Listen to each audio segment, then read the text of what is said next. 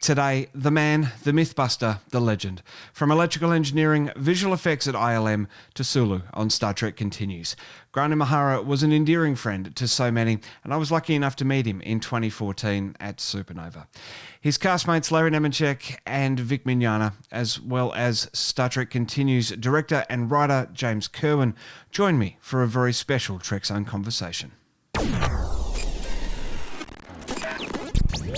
Beaming around the world across Apple Podcasts, Spotify, Google Podcasts and YouTube, this is the 8th season of the Trek Zone Conversation with Matt Miller. Larry, James, Vic, thanks so much for joining me on today's show. Thanks, Matt. Thanks for doing this and having us on.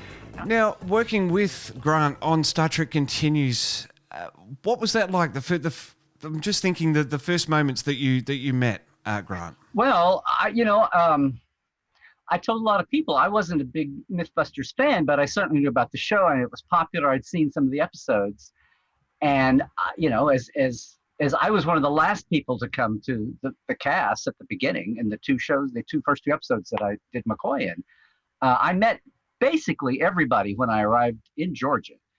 And Grant was one of them. And I remember the first shoot, they were filming and he only had the weekend and he squeezed it in to come, and they put all the Sulu scenes from episode 1, Pilgrim of Eternity, into the weekend for him, which is what you would do for people's schedules. But, from day one, he was so Grant was just like you saw him on camera. He was just laid back, easygoing, and he was happy for you and happy for life and happy for what he could do and happy for what you were doing. And I mean, there's not a lot of people you can say that of. And I wasn't roommates with Grant. I don't know him 24/7, but pretty much what you saw on camera was what you got with Grant. And he was just a great light and a wonderful person to be around, and just easygoing. And all of our actors, our cast, our crew, our college kids in the crew, it was just a delight and a lot of fun. And when we were shooting, when we weren't shooting, Grant was just part of the gang. James, what were your first thoughts of Grant? Much the same. I came onto the series in episode 3. That was the first one that I wrote and directed, and co-wrote and directed. Grant, I had put some material in episode 3 that was rather physical. And I know there was a little bit of concern, like Grant had to do some like barrel rolls and shooting and stuff. And we're like, oh man, is he gonna be okay with doing stuff like that? And man, he was not only okay with it, he was jazzed to do it. I mean, my first impressions of him were, wow, this guy is all in. Like he had just such a passion for life and for creating things and for making things and just doing the best that he possibly could, whatever the endeavor was, and just giving it 1,000%.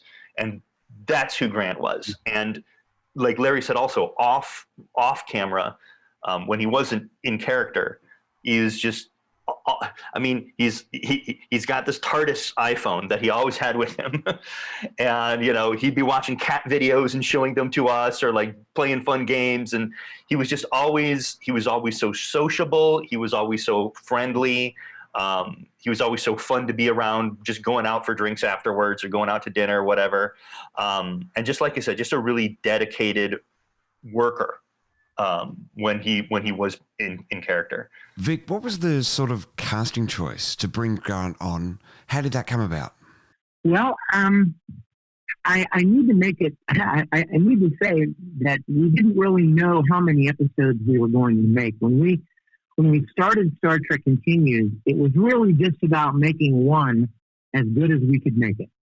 We had no illusion about making more. We had no illusion about whether or not anyone would even like what we were doing.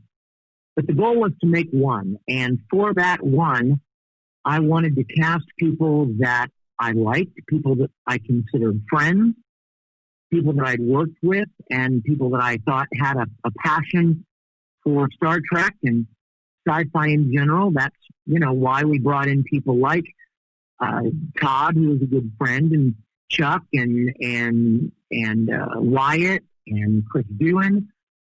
And when I was at this party with Grant, who I had met a couple of years previously at Dragon Con, we hit it off and had a good time. And when I showed him some pictures of the sets we were building, he got all excited. When I watched him get excited, I thought, oh my gosh, thank you, God, for dropping Sulu right in my lap. It seemed like such an obvious choice, and he did such an amazing job, and we were so honored to have him. And, you know, when people responded to our first episode and we were able to make more, Grant was along for the entire ride, and he was just a complete joy to be with. When I met Grant in 2014 at the convention here in Australia, Supernova brought him out for his work on Continues on Mythbusters and all that stuff. And just the warm and friendliness that he exudes, and nothing's too much of a hassle. And I think the biggest thing that I find interviewing alumni at a convention, when there is so much packed into their schedules, they really don't have any time to themselves, especially coming out to Australia. You know, obviously the conventions pay a bit of money to bring the guests out, and the media circuit is really not the part that they're here for. They really engage for the fans. You can really tell the ones that love everything about what they're doing, because they'll be happy to sit down with you. And that's not to say that I've interviewed that anyone necessarily has been against that, but the ones that really engage in those media interviews, and Grant was one of those people, just to sit down with him and have a chat just about everything. I think it's just amazing. And to someone from Mythbusters as well, for me, it's sort of just this moment of recognition, and wow, this is someone else that's willing to have a chat with me, that does so much work, and is willing to just sit down with a podcast at that time, 12 months old and 5 episodes under our belt. What are some of the moments? Is there a highlight from the set that you can think of, Larry, that was just a fantastic moment? Well, it's what James said, that, and what you've recognized is that Grant was just a passionate person, not over the top, but he had that energy and enthusiasm for what he wanted to do, what he could find, his curiosity, you know, that engineers, roboticists, you know, creativity, fun, but fun, tinged with fun. And acting was not his. He was on camera for years on Mythbusters, but acting per se, not so much. And he was like a lot of folks who weren't as proficiently, you know, active in acting when we first shot Continues, but he rose to the challenge, obviously, and he had that natural ease. And I remember him having a little bit of trepidation about that, the same way I did, the same way Chris did. I was rusty. Chris hadn't done, you know, much camera acting that way with lines. And there was a certain cadre there that had to get over that. And obviously you see, and I remember the scene, in one of my best scenes of the two that I got to do as McCoy, was saving Sulu. We had a joke about that, Grant and I. Anytime he did something well, I said, see, and remember, don't forget me, I saved you once. And he would laugh. There's a bit where McCoy, you know, saves Sulu on the transporter pad. But one of the just little moments, and I happened to capture it, in the first episode, we had gotten a Sulu scope. I always called it Sulu's Viewmaster, but the apparently an official name is Sulu scope. And we got it motorized to come up out of the helm. And they managed to get one master tracking shot in where it comes up, and then the mechanism locked up and wouldn't work again. And they had to like gingerly just to get it pressed down into the panel. And it was just, we were standing around between a break, and I was standing up front and I had my camera ever present, but I looked over and Grant had the panel open, you know, the two flaps open, and he was like taking pictures and poking her. He wasn't going to break it, but it was like we were between scenes and he was, you know, poking around. It's like if anybody was going to fix that thing on the run, it was going to be, you know, Grant from Mythbusters was going to fix the Sulu scope, which I would have thought was awesome. I was like, had a camera out just ready, but he wasn't. He was just poking. It was beyond help right there in the moment. But yeah, I remember James's moment too, getting to do his barrel roll. It was like doing the Geordie roll only without the door and Geordi. It was Sulu just doing a Kirk. It was a Kirk roll, is what it was. Only Sulu could do it. That's just some of the envelope stretching that we did on Continues. But I really think more of the off-camera time. He was such a, and I've heard some of the, I say the kids in the crew. I shouldn't keep doing that. But so many of them, they enjoyed hanging with him. He was like a big brother to a lot of them, and they've talked about that. And I have some really, fond memories of that. Yeah. Those are my times with Grant. I'm trying to remember set times, because I was there documenting him when I wasn't playing McCoy a lot. And I have so much material that I've not. All the Continues people are going to shoot me because I've got video and stills that I haven't even dug out yet. But and I'm going to be getting onto that, looking for Grant stuff. Yeah, we're going to be preparing. I've been very underwater all week with this, preparing a tribute to Grant that we're going to be releasing next week, and it is hard. It's very. I know everybody says this, but I'm in shock. I mean, everybody's in shock. This was so unexpected, and it doesn't seem real, and it makes you think about the times that you had. I was just thinking the other day, I've got a collection of mounted sonic screwdrivers in a shadow box here in my house, and Grant was fascinated with them. He loved those things. So I just remember like little details like that, sitting and just talking about my collection of sonic screwdrivers with him. But the one thing that I will say that epitomizes Grant to me is a story. I don't think I've ever told this story before, but we would shoot, sometimes we would shoot self-contained episodes, but a lot of times we would shoot in what are called production blocks. And a production block means that you go to set and you shoot material from 2 or 3 different episodes set by set, like that's necessary in a certain location. The final production block that we did, involved scenes from episodes 9, 10, and 11. Now, 11 was our series finale. There's the set called Auxiliary Control. For those who don't know, it's kind of like a secondary bridge on the Enterprise, kind of like the Battle Bridge was on TNG. You didn't see it very often in TOS. You didn't see it very often in STC, but you see it every once in a while. And without giving away any spoilers for people who haven't seen the episode, Auxiliary Control plays a very important role in episode 11. Sulu has to fly the ship from Auxiliary Control. Now, the cool thing about our Auxiliary Control set is that the helm was functional, like the different buttons actually lit up little blinking lights and little series of flashers and things like that. And so, because there was all this wiring and batteries and stuff underneath it. But it hadn't been used in a few years, and it had kind of fallen into a little bit of disrepair because of lack of use. So it needed to have some paint touch-ups and some things glued back together and so forth. So I got to set a couple days early to kind of make sure that the art department was setting up Auxiliary Control right and plan some last-minute shots and things like that. So I think it was the day before we started shooting, 2 days before we needed to shoot on Auxiliary Control. We're finishing up Auxiliary Control, and the helm is off to the side in storage. So the art department lugs the helm over, puts it back into place. We turn it on, and it shorts out. And just boom, like nothing works. Nothing works. The wiring underneath had deteriorated to the point where none of the switches worked, none of the lights would light up. And I'm sitting there like, oh my God, we got to shoot on this set in 2 days. And I've got like close-up shots of the panels planned out, and we're Sulu's hitting the buttons and stuff. And nobody could figure out how to fix it. Nobody from the art department, our electricians, the guys who runs the set, it was too complicated. Nobody could figure out how to fix it.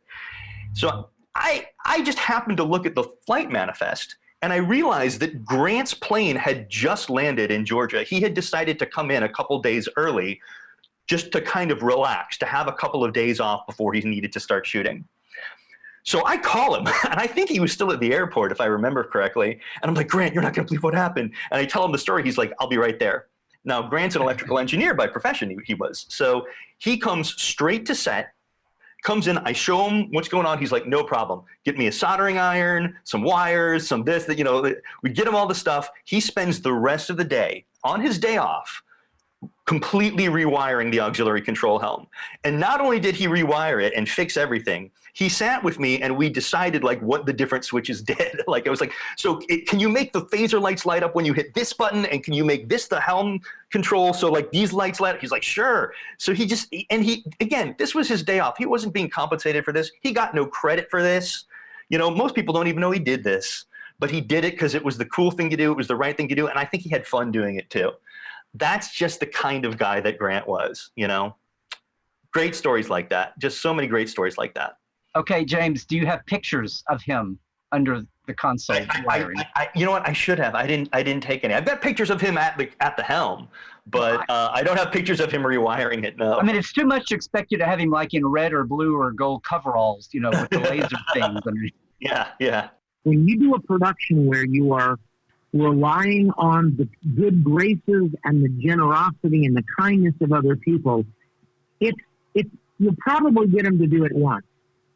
But the likelihood of getting people to do it a second time or a third time when you just don't have a lot of money to pay them is very slim. In fact, if you look at any other fan productions, you'll find that if they did more than one or two episodes, they have different characters in the same roles over and over again. In other words, they have a very high attrition rate.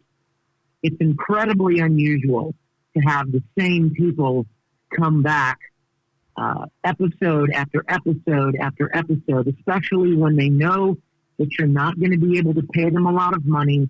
They don't know that there's going to be any kind of big payoff, but they come back because they believe in the essence and the beauty and the quality of what they're working on. And Grant was no exception. He personally loved what we were doing, and he made time in his schedule, as did everyone else, to come back at least twice a year to shoot 11 episodes. And when you're able to bring back 30 or 40 of the same people for 11 episodes, I mean, that's an incredible statement about the quality of the people involved. James, you were saying that you were directing those final episodes, that final production block, to be at the end of the rope, as it were, for this entire run of Star Trek Continues. To have everyone back, was there ever sort of a moment where it was let's just get this thing finished, or was it still just such a fantastic atmosphere, and everyone, especially Grant here where we're talking, just enjoying the moment and being amongst friends? Definitely, there were times that we were exhausted, especially if we had very long shoots, sometimes long days. But nobody was ever in a foul mood. Nobody was ever, upset by it. Everybody was such a trooper, but it's kind of like Vic said, it's because everybody wanted to be there because it was a passion project. It's like we would gladly put in all that extra effort to get those long days done, because we were just having so much fun and so proud of what we were doing.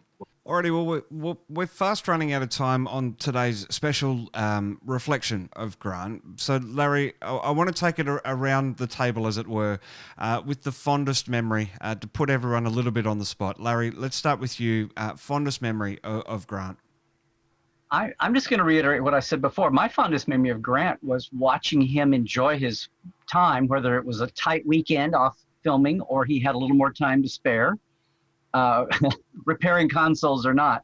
But I just remember how so many of the younger members of our crew really had a good time with. He just had a good time. I remember nights where there was a game, kind of a combination of telephone and Pictionary, called Telestrations. Right. And there was a gaggle of I'm just going to say the girls, but there were a couple more of us playing too, in the lobby of one of the motels we were in, and just playing that for hours and hours and hours. And it was, Continues for the audience that loves Continues out there that watches it. It's amazing and wonderful.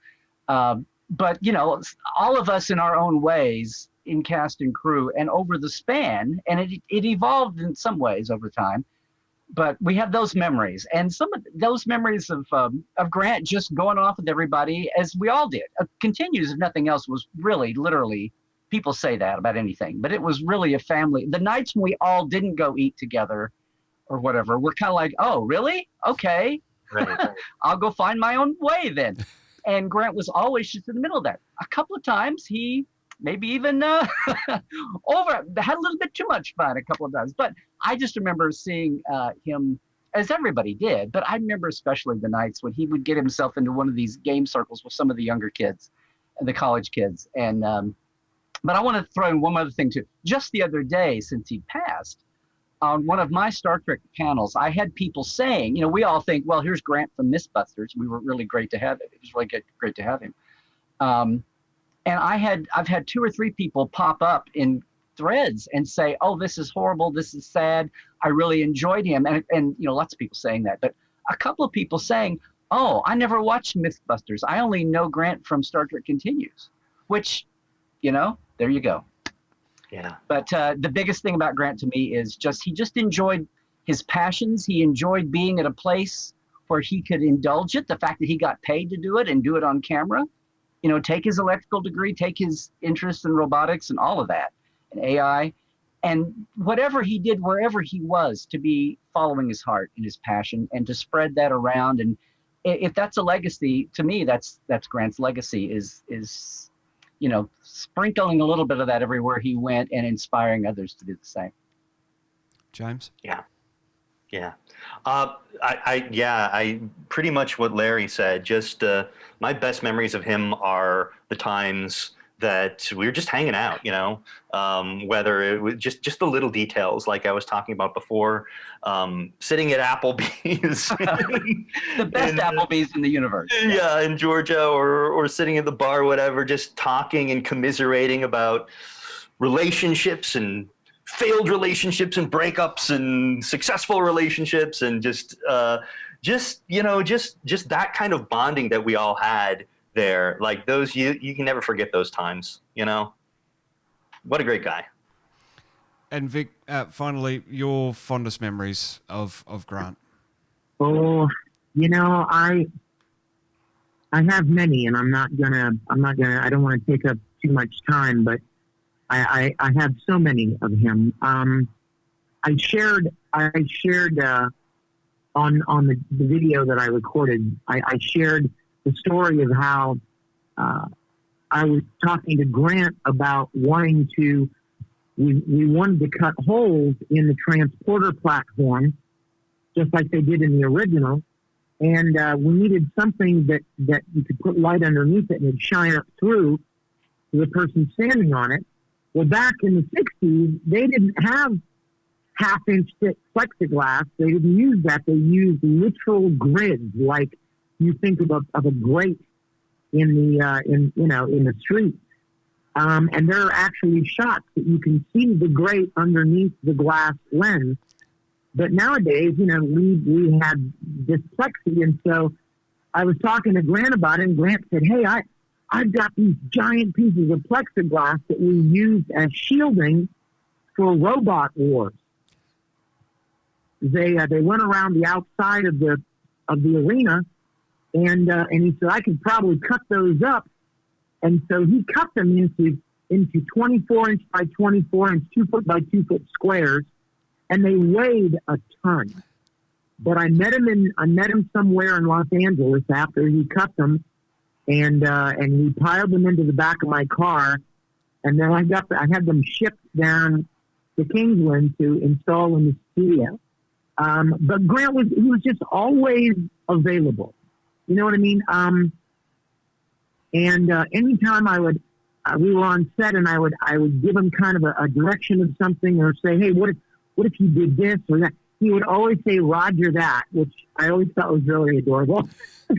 And then there's a clip that's actually in one of our blooper reels from episode 6, when he and I get into the scuffle on the bridge, and I grab him by the shirt, and I'm supposed to say, the only thing that matters, the only thing is that we find that creature, we find that thing. And we were just having some fun, and I grabbed him. I said, the only thing that matters, the only thing is that I get advanced tickets to The Force Awakens.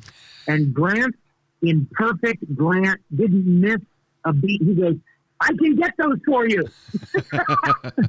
And, I mean, he was just, he was a breath of fresh air always. Never had a cross word to say, never complained about anything. And, when you've got people doing something purely as a volunteer, you almost expect people are going to complain because, they're already giving of their time and effort. And, sometimes they feel things don't go the way they should or the way they expected. But Grant never complained, never had an ill word to say, or was never in a bad mood. He was just one of the best humans. He was one of the best humans. Yeah. Well, Larry, James, Vic, thank you so much for your time today. Remembering Grant, the world is a smaller place without him. And just to hear that, my experience with him wasn't an isolated case. That is the man who he was, the warm, generous, and as I said at the top of the show, the man, the Mythbuster, the legend, Grant Imahara. Guys, thanks so much for your time today.